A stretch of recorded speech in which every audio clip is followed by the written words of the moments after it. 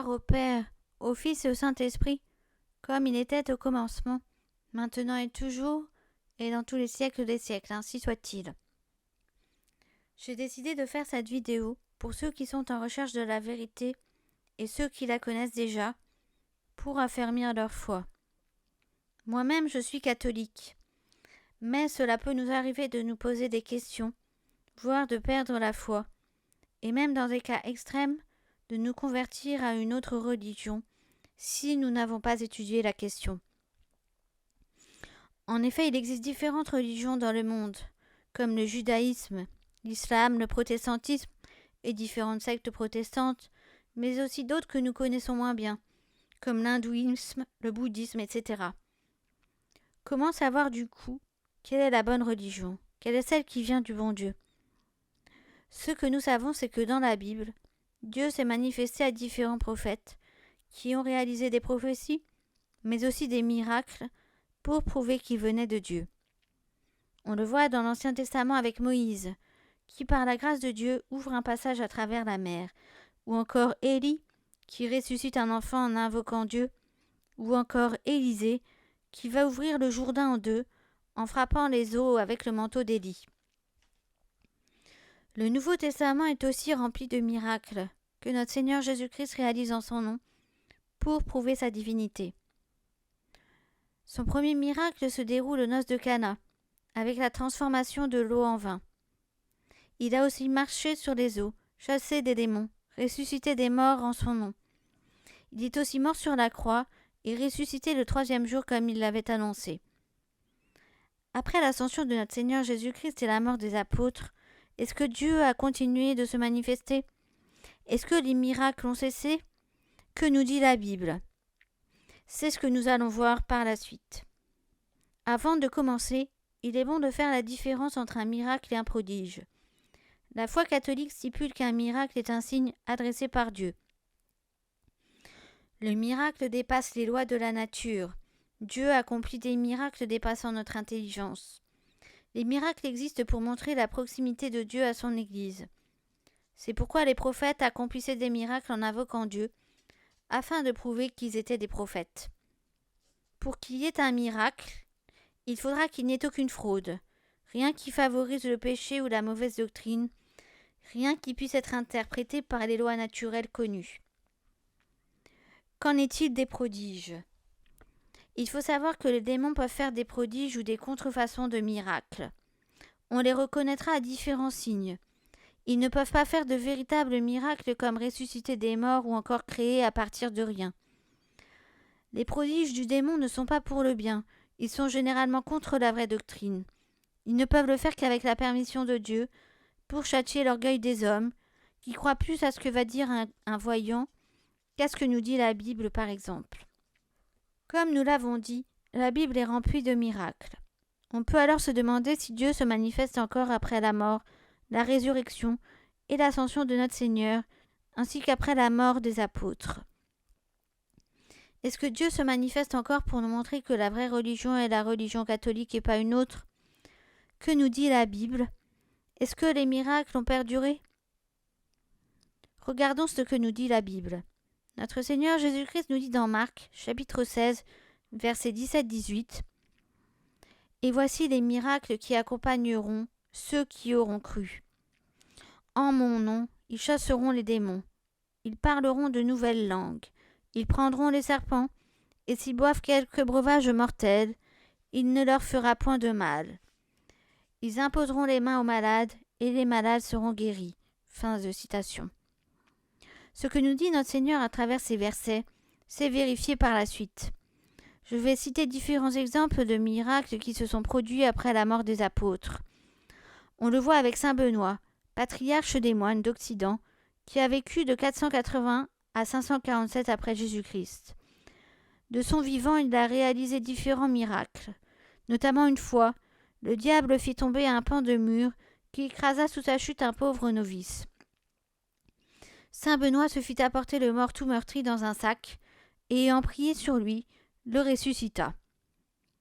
Il y a aussi saint Augustin, docteur de l'Église, qui vécut de 354 à 430 après Jésus-Christ. Lui aussi a réalisé différents miracles. De son vivant, avant de mourir, un malade parvint jusqu'à lui et le supplia d'imposer les mains pour le guérir. Voyant que le malade insistait et voyant sa foi, il pria pour lui et le guérit. Saint Vincent Ferrier, quant à lui, est un prêtre dominicain qui a vécu de 1350 à 1419, célèbre pour ses prédications et ses conversions de juifs et de morts. Il a notamment, avec l'aide de Dieu, ressuscité une juive en disant « Femme, au nom de Dieu, reviens à la vie ». Elle ressuscite et reçoit le baptême par la suite. Le Père Fagès a relevé 28 résurrections réalisées de son vivant grâce à sa prière. Comme nous l'avons remarqué, les miracles ont perduré après la mort des apôtres. De nombreux saints ont fait des miracles en invoquant Dieu, comme l'avait dit notre Seigneur Jésus-Christ. Qu'en est-il aujourd'hui ? Est-ce que Dieu continue à se manifester dans notre société qui est devenue athée ? Y a-t-il encore des miracles dans l'Église catholique ? Que nous dit la science actuelle ? Comme nous allons le voir, il y a encore des miracles dans l'Église catholique, malgré le fait que nos sociétés soient devenues athées. Commençons d'abord par les stigmates. Qu'est-ce qu'un stigmate ? Un stigmate, c'est l'apparition sur la peau de marques ayant blessé notre Seigneur Jésus-Christ lors de sa passion et de sa crucifixion. C'est une forme de participation mystérieuse aux souffrances de Jésus. Le stigmatisé éprouve aussi bien les souffrances corporelles, mais aussi morales et spirituelles vécues par Jésus dans les heures précédant sa mort. Le jésuite Herbert Thurston a dénombré entre 50 et 60 stigmatisés de la fin du Moyen Âge à nos jours. Le père Pierre Adnès a recensé 300 chrétiens stigmatisés dans l'histoire. Les stigmates ne sont pas une pathologie dermatologique ou mentale ou un trouble organique ou fonctionnel. Aucun processus physiologique connu à ce jour ne permet d'en rendre compte. La plupart des cas de stigmatisés affirment avoir eu une vision au préalable. Ce fut le cas de saint François d'Assise, de sainte Thérèse d'Avila, de sainte Gemma Galgani ou encore du Padre Pio, qui disait avoir vu un mystérieux personnage dont les mains, les pieds et le côté ruisselaient de sang, et que par la suite leurs mains, leurs pieds et leurs côtés ruisselaient de sang. Après étude de ces stigmates, la science n'a toujours pas d'explication à fournir. Cela n'a pas d'origine dermatologique ou mentale. Continuons avec les miracles eucharistiques. Selon la doctrine catholique, lors de la consécration des offrandes, le Christ devient réellement et substantiellement présent dans le pain et le vin. Au cours des siècles, lors de ce que l'on appelle communément les miracles eucharistiques, il est apparu que des hosties consacrées se sont littéralement changées en sang et en chair. Le premier miracle du genre reconnu par l'Église catholique s'est déroulé vers l'an 700 à Lanciano, au centre de l'Italie. À Lanciano également, la transformation des hosties en chair et en sang s'est réalisée dans le cas d'un prêtre qui doutait de la réelle présence du Christ dans l'Eucharistie. Or, dans ce cas comme dans d'autres du même genre, la chair sanglante ne s'est pas décomposée, et 1200 ans plus tard, elle est toujours conservée dans l'église de Saint-François de la ville d'Italie centrale. Ce miracle eucharistique a été le premier à faire l'objet d'une analyse scientifique. En 1971, le professeur d'anatomie Odoardo Linoli a mené une série d'examens biomédicaux sur ces reliques. Il a tout d'abord pu constater que le sang était encore frais et ne contenait pas de traces de produits de conservation.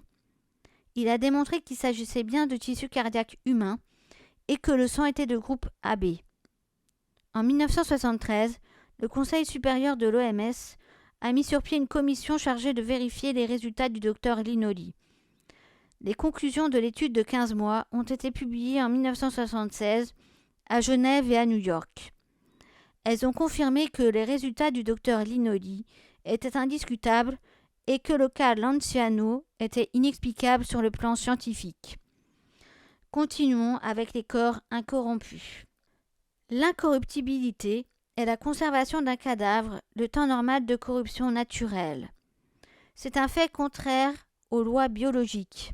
c'est-à-dire putréfaction cadavérique 2 ou 3 jours après le décès, disparition de la souplesse des muscles et des articulations dans les 36 premières heures, apparition de taches rouges et violettes sur les membres entre 24 et 72 heures, de taches vertes au ventre dans les 4 jours, disparition des chairs quelques semaines après.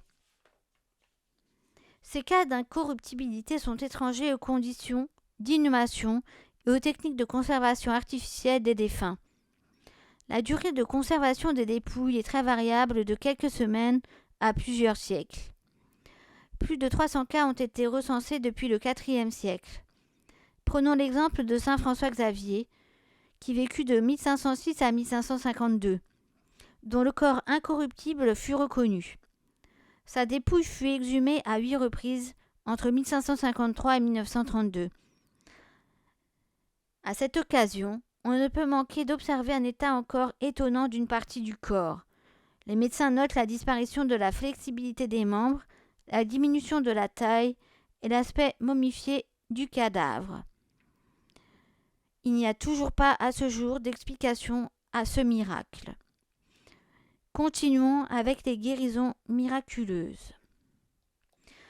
Les guérisons inexplicables constituent le type de miracle le plus répandu dans l'histoire. Prenons l'exemple de Lourdes. Depuis 1858, les guérisons intervenues demeurent parmi les plus représentatives. 70 miracles ont été reconnus par l'Église catholique. Depuis la première guérison, plusieurs centaines de médecins généralistes ou spécialistes examinent chaque cas de guérison. Les critères médicaux sont draconiens et ne laissent aucune place au hasard ou à la subjectivité. L'étude de chaque dossier est longue, 10 ans en moyenne, et parfois davantage. En 1966, sœur Bernadette Morillo, religieuse, souffre d'un mal jugé incurable par la médecine. À l'été 2008, elle prend part au pèlerinage à Lourdes. On lui administre le sacrement des malades. Son état empire de mois en mois. Revenue dans sa chambre, elle distingue en elle une voix intérieure qui lui demande d'abandonner ses appareils. Pleine de foi, elle s'exécute. C'est alors qu'elle parvient à remarcher. Que pouvons-nous en déduire à travers tous ces miracles ? Comme nous l'avons vu, Dieu se manifeste à travers les miracles qu'il opère à travers des hommes qu'il a choisis. Dans l'Église catholique, tout au long de son histoire, il y a eu des miracles. Par exemple, les stigmates, les corps incorrompus, les miracles eucharistiques, les guérisons à Lourdes, etc. Ces miracles ne se manifestent que dans l'Église catholique. Posez la question à un rabbin, un imam, un pasteur s'il y a des miracles dans leur religion. La réponse que vous aurez sera non, car il n'y en a pas. Pas de stigmates, pas de corps incorrompus, pas de guérison miraculeuse avec plus de 10 années d'études scientifiques. En conclusion, on peut donc affirmer avec certitude que la religion catholique est la seule et unique vraie religion qui vient de Dieu.